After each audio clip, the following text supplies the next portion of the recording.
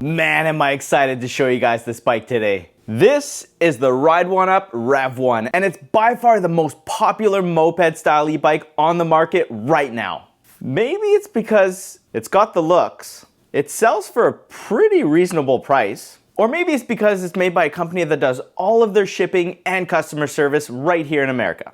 Oh, and on paper, this bike seems to have all the performance and all the features one would hope to get when buying a bike like this. But there are so many good moped-style e-bikes on the market right now.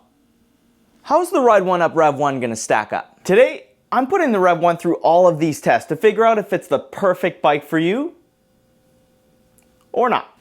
And if it is the right one for you and you want to order one for yourself, the first link in the description will take you right to their website, guaranteeing you the best price on it right now. And if Ride One Up's nice enough to give me a little discount code to help you guys out with the price, it'll be right underneath that link.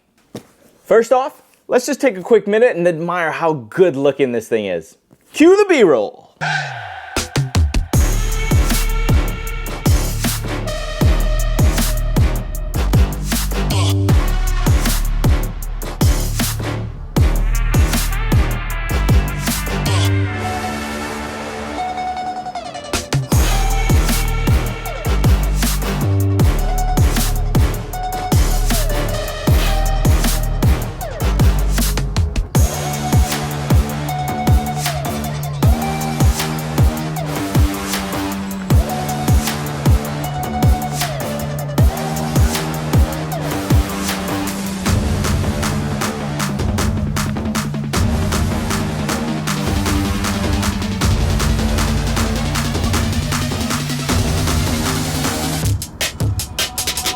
So I have this green color here and I love it, but it's also available in two other colors, a dark gray and a really cool tan Badlands color. You should probably go check them out. So let's kick off the test with what you guys are all here to see, how fast this thing can actually go. Let's take a closer look at the Rev 1's powertrain. So this bike has a 1,000-watt geared hub motor that can put out 95 Newton meters of torque. This should give us insane acceleration and plenty of hill climbing power. Plus, since it's a 52-volt system, the top speed should be well over 30 miles an hour. They squeeze all the juice out of this bike with the 35-amp controller that's hidden in here. Finally, the battery you get with the Rev 1 is a 52-volt, 20-amp-hour battery that's built with the highest quality cells on the market, the Samsung 21700 cells.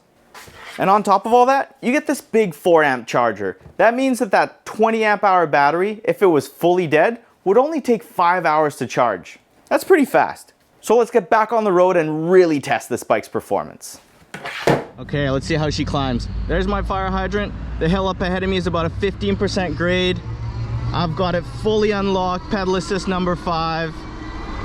With the gear I'm wearing, I weigh about 190 pounds. Let's see what kind of speed we can get uphill. 23 miles an hour so far, man.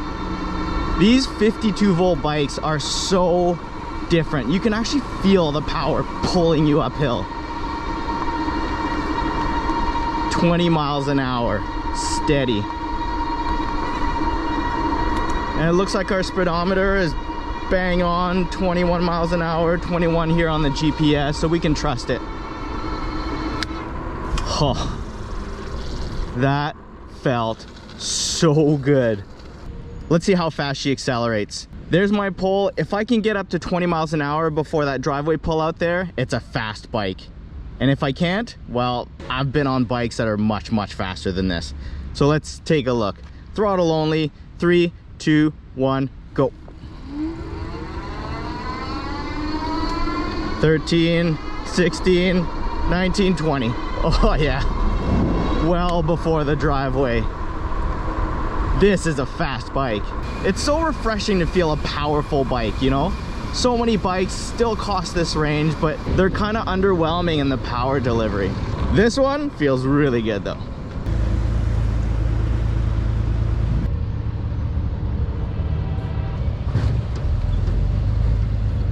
Okay, we've made it on to Test Drive Island. This is where I take all my bikes to review, especially the fast ones. There's only about 8 people that live on this entire island. It's perfectly flat. Time to test what everyone came here to see. How fast this bike actually is. Let's do a top speed run. I'm gonna put my goggles on because I don't want to get a bug right in the eye. And I heard this bike's kind of fast. Pedal assist number 5, I've got it unlocked in off-road mode with boost mode enabled. GPS over here. 3, 2, 1, go. Keep in mind again, I'm about 190 pounds with all the gear on.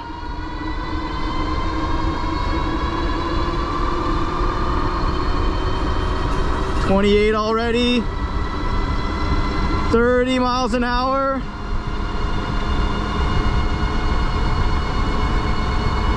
32. 33. Can we get 34? 34.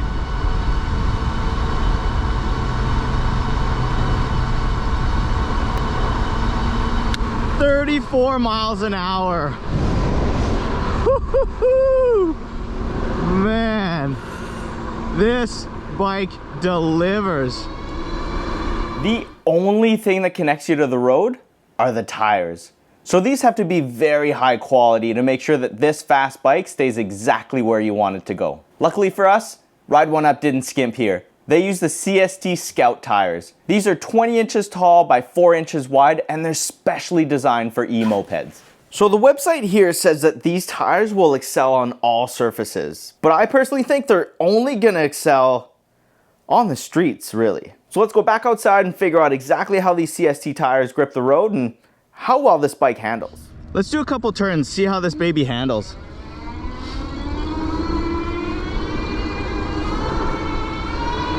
Oh yeah, you can totally lean this thing over. You can feel how long the wheelbase is because it's so stable at speeds. Man, I feel like I can just carve on pavement. It's awesome. So the Rev 1's available in 3 different models. The hardtail, the DRT model that's made more for riding off-road, and the full suspension street model like the one I have here. Let's take a quick look at what the FS model I've got here comes kitted out with. In the back you get a D&M air shock that you can pump up to have the perfect air pressure for however much or little you weigh. The shock's also got a lockout and a rebound adjustment right here. Up front you get a dual crown fork with 120 mils of travel. You get preload adjustment here on the left and compression setting here on the right. So why don't we go ride the Rev 1 on some rougher terrain and figure out how smooth the suspension actually is. Okay, the road back there was super smooth, but how is this thing gonna handle really rough roads? As you can see in front of me, I've got some huge potholes and the top coat hasn't been redone on this thing for years. So let's see how the Rev 1 handles rougher roads. Oh. Nice. Well, the suspension definitely works. Let's see, let's go over some bumps. Oh, like butter. For anybody out there that hasn't experienced a full suspension bike, it is a game changer when it comes to comfort on rough roads. Even if you catch a pothole that you don't quite see, it just numbs everything off the road. Like, you can't feel anything. And the other nice thing that the full suspension model gives you is a ton more stability, right? The hardtail model, if you catch one of those potholes and you're not ready, your body position's not ready, you're not holding onto the bike properly, maybe you're picking your nose, I don't know. But if you catch one of those potholes and you don't have suspension in the back, you're gonna get bounced off the seat and potentially crash this bike. So the full suspension model is definitely the one I recommend. Now, whether you pick the road version or the off-road version is entirely up to you and where you plan on riding this bike, right? Okay, so like I said, the Rev 1's got some street tires. They've got some decent tread, but that's nice and smooth, perfect for the road. But how's the bike gonna do when we take it off-road? Let's find out.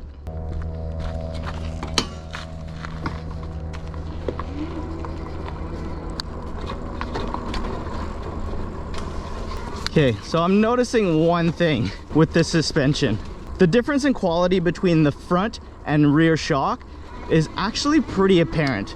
And that's for one reason. The rear shock is air sprung, which means I have the perfect amount of air for the shock and for my weight. But the front fork is just a hydraulic spring, which means when I actually bounce on it or when it springs back up, listen to this. It kind of clunks, which makes it seem so much less quality than what it is. When you're just riding around, it feels great. Off-road feels great. On the road feels great. You catch a pothole, feels great. But as soon as you try to lift the bike up front, it just clunks right into the top position, and it actually makes the front end feel kind of clunky. If there's one thing I would change on this bike, and one thing only, that front fork. I wish so bad that it was an air sprung front fork just to match the rear suspension. It would be a perfect match. But that's just my 2 cents. Okay, we made it to the beach. It's been pretty dry the last couple of days, and the sand is super fine here. So let's see if we can make it to the edge of the water here and take some really nice beauty shots. I don't have a ton of grip on these tires, but you know what? They haven't let me down yet. So here goes nothing.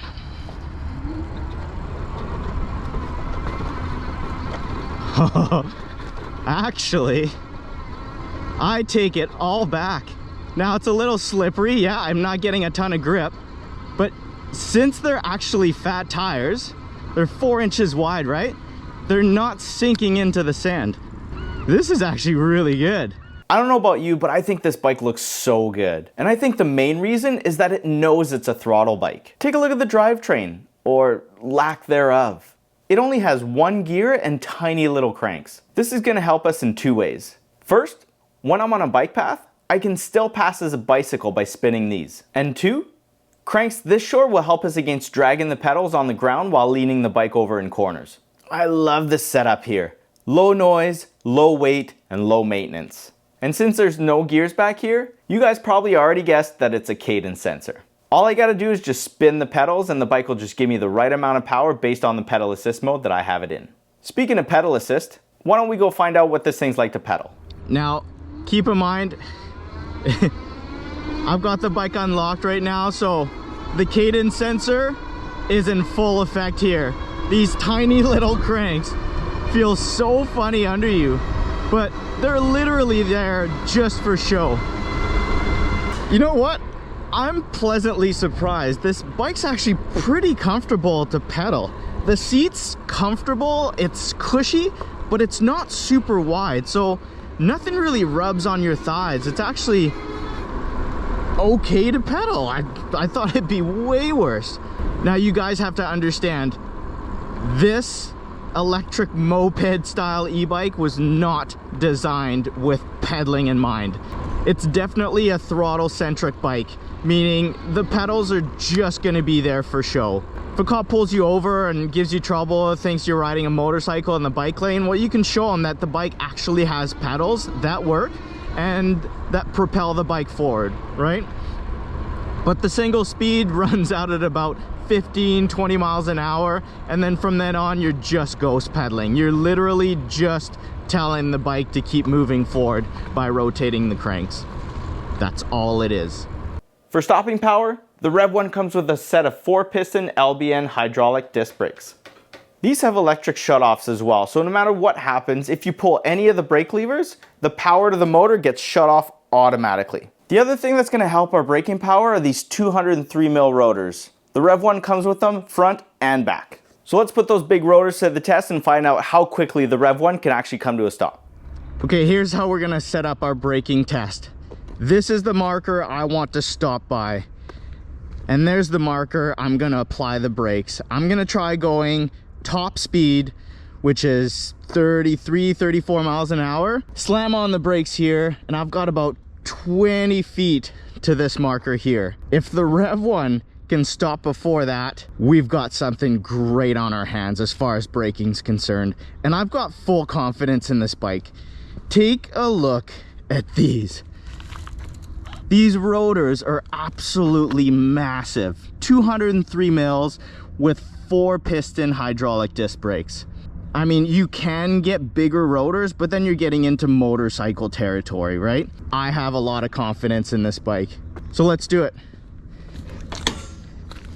Let's turn around, get some speed. See if we can get up to 33 miles an hour. I'm gonna go a little farther than I usually get because I want the ultimate test here for this Rev 1.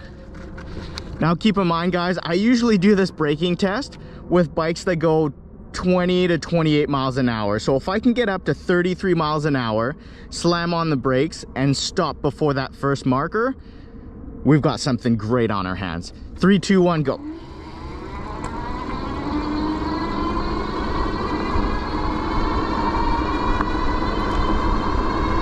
"22, 23, 26, 27, 30, 31, 32. Oh, whoo! I can smell the rubber burning. We made it just at the marker. Couple things working for me. Obviously, the brakes. Great brakes, 4-piston, lots of biting power onto those big rotors. The ground's super dry, and I've got some great street tires here in these CST Scouts. The one thing that's working against me though is the weight of the bike. It's a heavy bike, right? It's about 100 and some odd pounds. I think it's close to 100 pounds, if not a bit over. I'm not a super light guy, right? I'm about 190 pounds, and we were going over 30 miles an hour when I slammed on the brakes here at the first marker. So we're still within the 20-foot mark. What I'm seeing here as far as braking's concerned definitely passes the test. Check. Let's take a quick minute and talk about ride quality. I've been riding the bike for a few days now, and I think I've got a pretty good grip on what the bike does well and what it could do better. The last thing you want is to spend a couple $1,000 on a new bike and then hate riding it because it's just not comfortable. First off, here's what a 5'9" dude looks like sitting on the bike. Now why don't we fast travel a few hours into my ride to find out if the Red One's as comfortable to ride as it looks. I'm gonna be real with you guys and take it from a dude that's ridden over 50 different e-bikes in the last year. This is one of the most comfortable bikes I've ever swung a leg over. The seat is soft, plush, the suspension works well and smooths out the road. The big, wide, and tall handlebars put me in a really nice upright position, perfect for cruising around. And the bike's wheelbase is quite long, which is a good thing. It keeps the bike just steady and composed while at top speed. It just feels like riding a mini motorcycle. The main thing that I love about this bike is that it doesn't have any useless features. No GPS tracking or apps to record your ride. No RGB lighting to attract more attention. Every single feature that's on this bike is there for a reason, and it's been executed so well. Started with the 3.5-inch display up front. It's not colored, but that's a good thing. Most of the color screens on e-bikes these days look great in pictures and in the studio, but you get them out in the sun and they're useless. You just can't see them. This I can see. And speaking of big and bright, check out this massive Moped-Style LED headlight. It's super bright at 120 lux, and you get turn signals front and back. The rear taillight also gets brighter when you hit the brakes, and you get the turn signals built in. This makes me super happy because you guys know how much I love to ride at night and how important being seen actually is. $1 million question. Who's the Rev 1 actually for? In my humble opinion, it's for someone who's actually gonna wanna feel the power of the bike. The sensation of power with the Rev 1 is something that's truly special. It's something that I enjoy very much, and you will too. There are so many bikes out there that I've ridden lately that look great, but are so underwhelming when it comes to power. They've got all these fancy features and the looks, but when you actually ask for a little bit of power, those bikes let you down. The Rev 1 is the opposite. There's no real features on this bike. Everything's been thought out carefully, and it's on the bike for a reason. It's got lights, it's got turn signals, it's got horn. They're all super bright and they all work very well. It's got a decent screen. It's not fancy, it's not color, but you know what? You can see it in the bright sun. It's got suspension, not a ton of travel, but for what it has, the air suspension in the rear of this bike is one of those things that's just dialed. Now, some of you in the comments might say that this bike breaks a few laws. And you know what?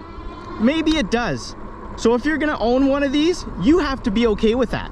But here's the deal. Ride it responsibly. Don't make us all look like idiots. This bike has a lot of power, and use it when you can and when it's safe to do so. That's my 2 cents.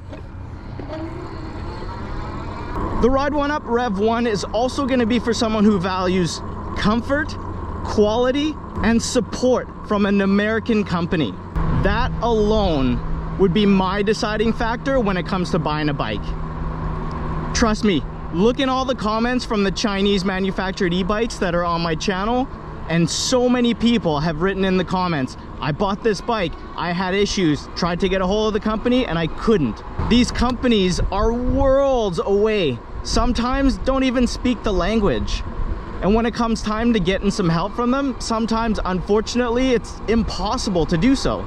So if you live in the States or even Canada, Ride One Up is local. Everybody there speaks English, and if you have an issue, they're gonna have your back. I've met with the owners of Ride One Up, and they tell me they strive day in and day out to build a very good relationship with their clients and to build an impeccable reputation in the e-bike market. If that has any value to you, have a look at the bikes on Ride One Up's website. I can't wait to get the second battery installed on this thing to show you guys how much farther I can go and how much longer I can hold this top speed for. I'll see you guys in the next video. Yeah.